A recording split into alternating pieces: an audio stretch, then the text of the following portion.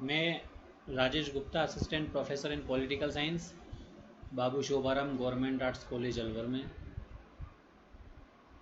कोविड-19 अर्थात इस समय हम कोरोना वैश्विक महामारी के दौर से गुजर रहे हैं।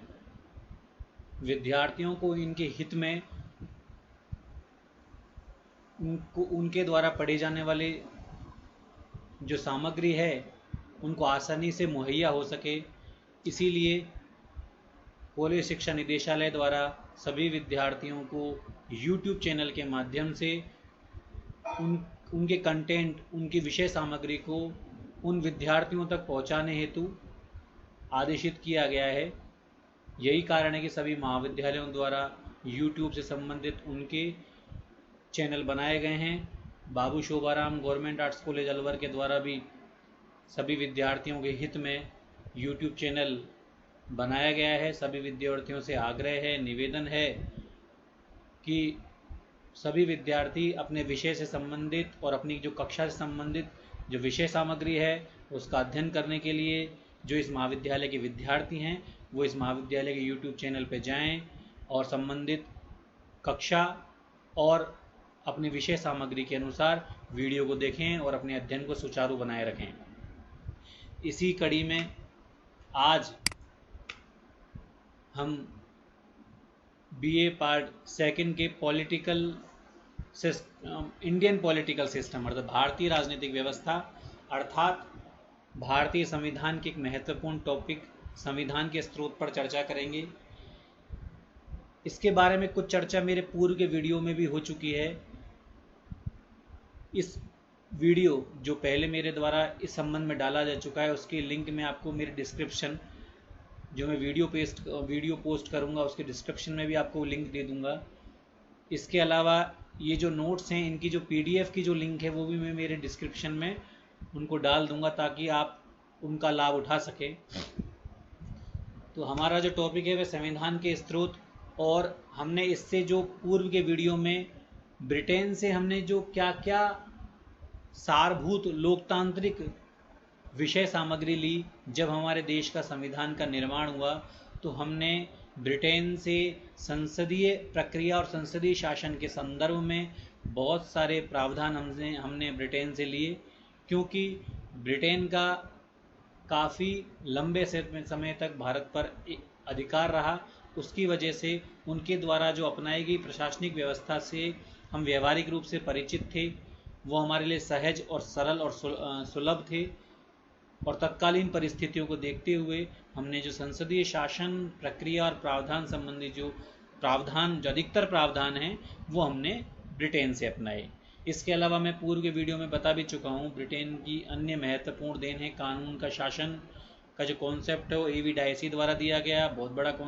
बहुत महत्वपूर्ण कॉन्सेप्ट है। लोकतांत्रिक जो ढांचा है उसका एक महत्वपूर्ण ये टॉपिक है, महत्वपूर्ण अंग है। इसके अलावा एकीकृत नौकरशाही, इकहरी नागरिकता, विधि निर्माण की जो प्रक्रिया, एकीकृत न्यायपालिका, मंत्रिमंडल, परमाधिकार लेख, मंत्रिपरिषद का लोकसभा के प्रति उत्तरदायी होने संबंधी प्रावधान, सर्वाधिक मत के आधार पर जीत का फैसला, राष्ट्रपति की संवैधानिक स्थिति, कानून के समक्ष समानता और राष्ट्रपति के अभिभाषण संबंधी जो प्रावधान है वो हमने ब्रिटेन से लिए। इनकी चर्चा हम पूर्व के वीडियो में भी कर चुके हैं। अब जो दूसरा महत्वपूर्ण देश जिससे हमने संविधान बनाते समय, संविधान के निर्माण करते समय जिससे हमने कई प्रावधान लिए उनके संवैधानिक ढांचे से, वो है अमेरिका। अमेरिका का जो संवैधानिक ढांचा है वो ब्रिटेन से थोड़ा सा अलग है। जहाँ ब्रिटेन में संसदात्मक शासन व्यवस्था है, अमेरिका में अध्यक्षात्मक शासन व्यवस्था है। इन दोनों में क्या फ़र्क है मैं पूर्व के वीडियो में बता भी चुका हूँ। इसके अलावा यदि हम ब्रिटेन की बात करें तो वहाँ पर एकात्मक शासन व्यवस्था है, अमेरिका में संघात्मक शासन व्यवस्था है। ये मैं आपको चीज़ें इसीलिए कंपेयर स्टडी इसीलिए करा रहा हूँ ताकि इस जो सामग्री को जो आपको पढ़ाई जा रही है उसका लाभ आप भारतीय राजनीतिक व्यवस्था के पेपर के साथ साथ आपका जो पहला पेपर है सेकेंड ईयर का प्रमुख राजनीतिक व्यवस्थाएं, उनमें भी लाभ प्राप्त कर सको। इस तरह भारत, अमेरिका और ब्रिटेन की कंपेयर स्टडी करने से आपको उस पेपर में ब्रिटेन और अमेरिका की संवैधानिक व्यवस्थाओं को समझने में बहुत आसानी रहेगी। तो मैं चर्चा कर रहा था कि अमेरिका में संघात्मक शासन व्यवस्था है, ब्रिटेन में एकात्मक शासन व्यवस्था है। इन दोनों में क्या फ़र्क है ये समझना भी ज़रूरी है हमारे लिए। ब्रिटेन में जो सारी शक्तियां हैं वो केंद्र के पास नहीं थे। तो किसी भी देश का जो ढांचा होता है इसमें केंद्र होता है और उसमें बहुत सारी इकाइयां, या उसको हम प्रांत कह लेते हैं सामान्य शब्दों में। और व्यवहारिक, यदि भारत के संदर्भ में बात करें तो व्यवहारिक रूप से राज्य भी बोला जाता है, जबकि वास्तव में राज्य एक संप्रभु राष्ट्र को कहा जाता है जिसके पास 4 तत्व होते हैं। सबसे पहले उसके पास जमीन अर्थात भूभाग हो, उसके ऊपर जनसंख्या रहती हो, जनसंख्या के ऊपर एक सरकार हो और सरकार के पास संप्रभुता होनी चाहिए अर्थात स्वयं निर्णय लेने की शक्ति, वो किसी बाहरी दबाव या शक्ति के दबाव से कार्य न करे, किसी बाहरी शक्ति के दबाव से कार्य न करे। तो उस क्षेत्र को राज्य की संज्ञा दी जाती है। तो सामान्य शब्दों में बात करें तो हम देश को राज्य की संज्ञा देते हैं, लेकिन व्यवहारिक रूप से जब सामान्यतः राजनीति विज्ञान में आम बोलचाल की भाषा में हम राज्य का शब्दार्थ हम अपने प्रांतों से लगा लेते हैं। वास्तव में इसके लिए जो प्रांतों, राज्यों के लिए जो भारत में जो हम सामान्यतः जो शब्द प्रयोग करते हैं, प्रांतों के लिए जो राज्य शब्द का प्रयोग करते हैं, वास्तव में इनके लिए हम प्रांतों का ही शब्द का प्रयोग किया जाना चाहिए। राज्य का जो प्रयोग है, यदि हम भारत के संदर्भ में बात करें तो भारत एक राज्य है, अमेरिका एक राज्य है, ब्रिटेन एक राज्य है। क्यों?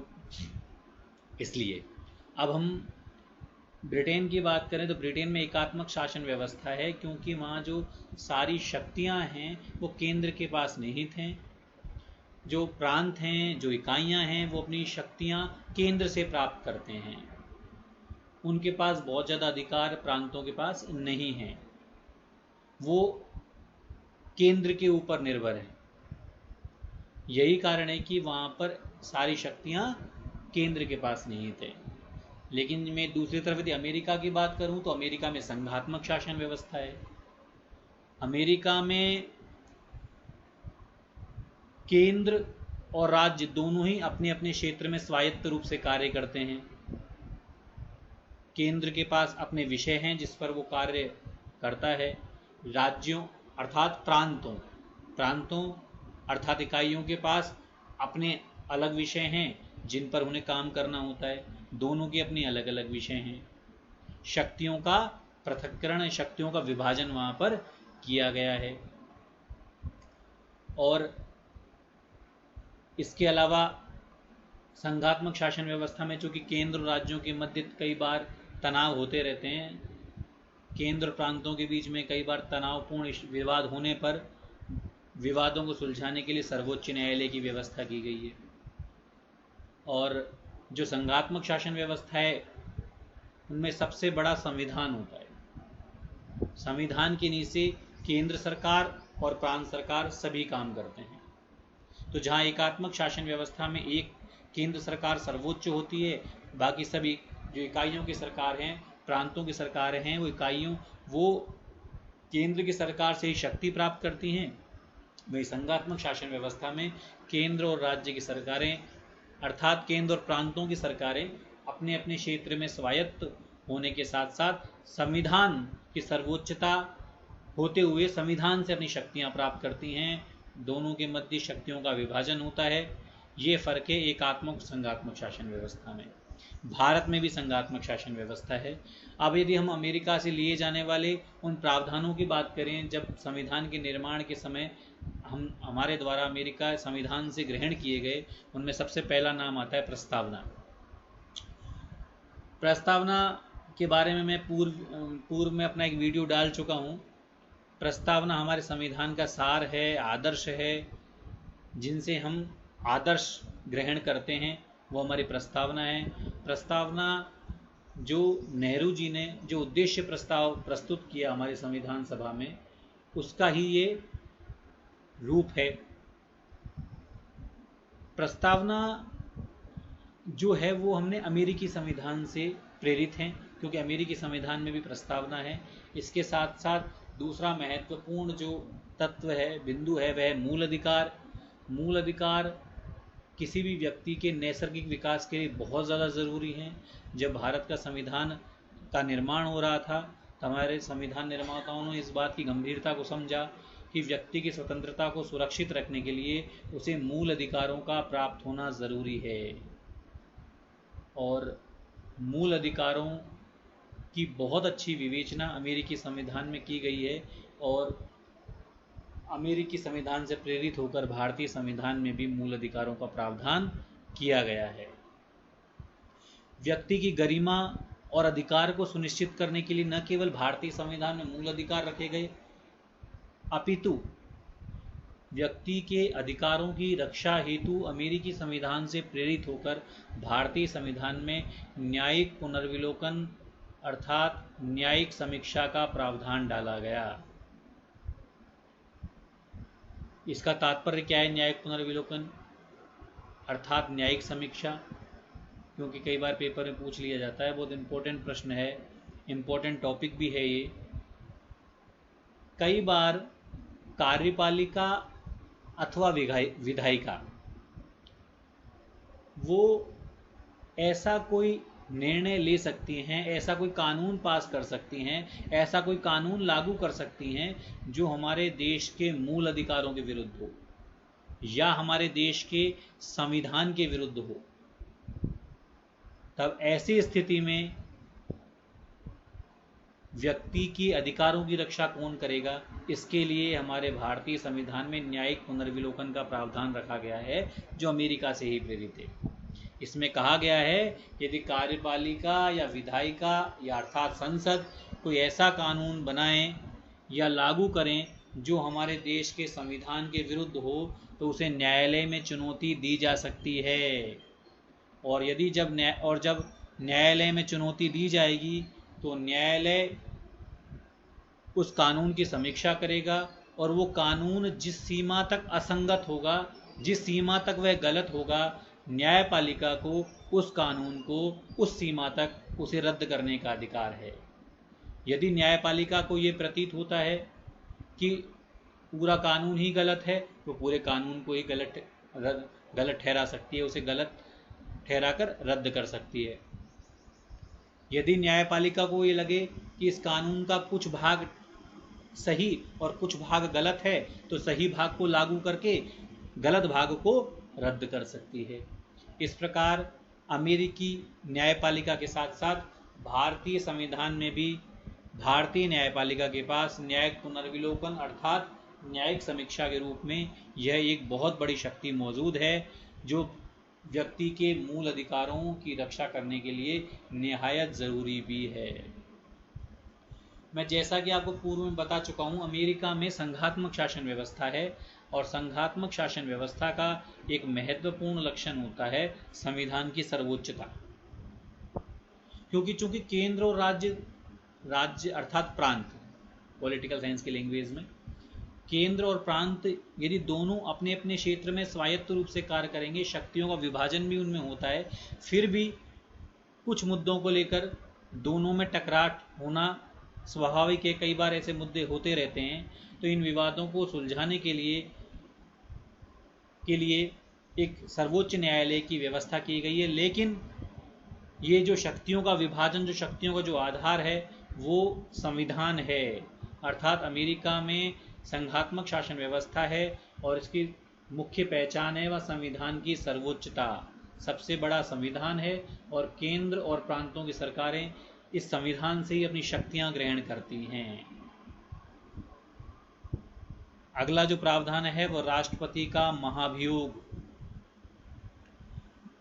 भारतीय संविधान में लिखा हुआ है, अनुच्छेद 61 में प्रावधान है कि यदि भारत के राष्ट्रपति संविधान के विरुद्ध कार्य करते हैं, संविधान का अतिक्रमण करते हैं, तो उनके विरुद्ध संसद के किसी भी सदन में महाभियोग प्रक्रिया लाई जा सकती है, और दोनों सदनों से यदि विशेष बहुमत से प्रस्ताव पास होता है तो राष्ट्रपति को महाभियोग प्रक्रिया से हटाया जा सकता है। यह प्रावधान इसलिए जोड़ा गया ताकि कोई भी हमारे देश का जो प्रमुख है, हमारे देश के जो अध्यक्ष हैं, वो संविधान सम्मत आचरण करें। और ये प्रावधान हमने अमेरिका से लिया है।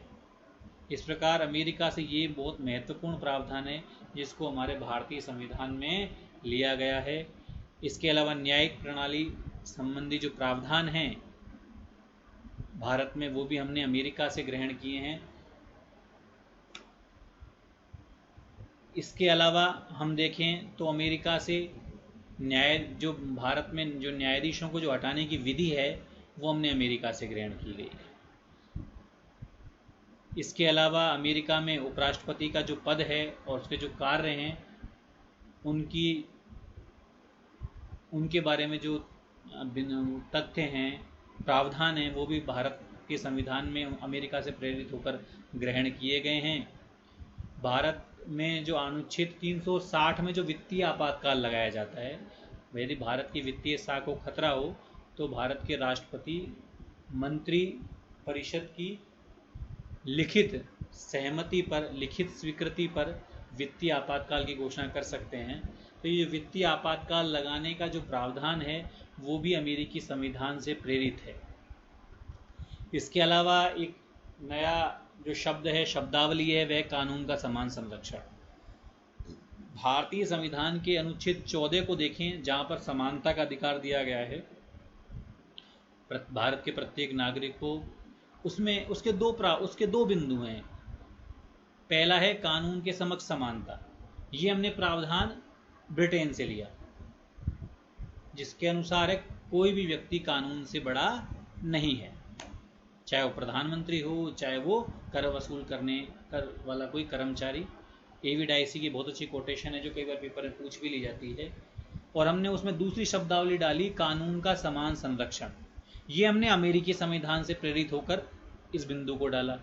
इसका तात्पर्य है सभी को कानून का समान संरक्षण प्राप्त है, सभी को कानून समान रूप से उनकी सुनवाई करेगा, किसी प्रकार का कानून के द्वारा कोई भेदभाव नहीं किया जाएगा। तो ये जो प्रावधान है ये हमने अमेरिकी संविधान से प्रेरित होकर भारतीय संविधान में डाला। जिस प्रकार हमारे देश में कार्यपालिका का प्रधान राष्ट्रपति है, उसी प्रकार प्रांतों में जो राज्य का जो प्रधान है, प्रांत का जो प्रधान है, उसे वो राज्यपाल को बनाया गया है। जिस प्रकार देश में राष्ट्रपति और प्रधानमंत्री के रूप में जो वहाँ केंद्र सरकार के रूप में उसका अस्तित्व है, उसी प्रकार प्रांतों में राज्यपाल और मुख्यमंत्री के रूप में सरकार कार्य करती है। राज्यपाल राज्य सरकार का प्रमुख है और जो राज्यपाल का जो पद है ये भी हमने अमेरिका से प्रेरित होकर लिया है। अगला जो प्रावधान है वह है कानून की उचित प्रक्रिया। ये भी हमने प्रावधान अमेरिका से लिया है। एक होता है कानून द्वारा स्थापित प्रक्रिया और एक होता है कानून की उचित प्रक्रिया। कानून द्वारा स्थापित प्रक्रिया का तात्पर्य है कि जो कानून में जो उपबंध किए गए हैं उनके अनुसार न्यायपालिका के द्वारा कार्य करना। कानून की उचित प्रक्रिया कि जो प्रक्रिया संवैधानिक रूप से दी गई है उसके साथ साथ विवेक और नैतिकता के आधार पर उन नियमों का मूल्यांकन करना, नियमों को लागू करना, कानूनों को लागू करते समय उनमें नैतिकता, साम्य और उनमें विवेक का भी होना चाहिए। तो ये है कानून की उचित प्रक्रिया। तो इस प्रकार हमने देखा इस वीडियो में कि ब्रिटेन के साथ साथ अमेरिकी संविधान से भी हमने बहुत प्रावधान लिए, जिससे हमारे देश को परिष्कृत कर बहुत बेहतर बनाया जा सका। जहां ब्रिटेन में एकात्मक और अमेरिका में संघात्मक शासन व्यवस्था है, ब्रिटेन में संसदात्मक और अमेरिका में अध्यक्षात्मक शासन व्यवस्था है। दोनों ही व्यवस्थाओं के अपने अपने गुण हैं। तो हम दोनों ही व्यवस्थाओं से प्रेरित हुए, दोनों ही देशों के कुछ संवैधानिक प्रावधानों से हम प्रेरित होकर हमने कुछ प्रावधान हमारे भारतीय संविधान में डाले। इसके अलावा कई अन्य देश भी हैं जिनके संविधान से प्रेरित होकर हमने उनके संविधान से कुछ प्रावधान अपने संविधान में डाले हैं, जैसे आयरलैंड से, कनाडा से, और भी देश हैं जिनकी चर्चा हम अगले वीडियो में करेंगे। Thank you. मैंने ये जो वीडियो बनाया है इससे संबंधित जो उसकी पीडीएफ है, जो नोट्स की जो पीडीएफ है, वो मैं उनकी डिस्क्रिप्शन में, जो डिस्क्रिप्शन है उसमें उनकी लिंक मैं आपको शेयर कर दूंगा। आप चाहें तो उन नोट्सों को वहाँ से डाउनलोड भी कर सकते हैं। बहुत बहुत धन्यवाद। Thank you.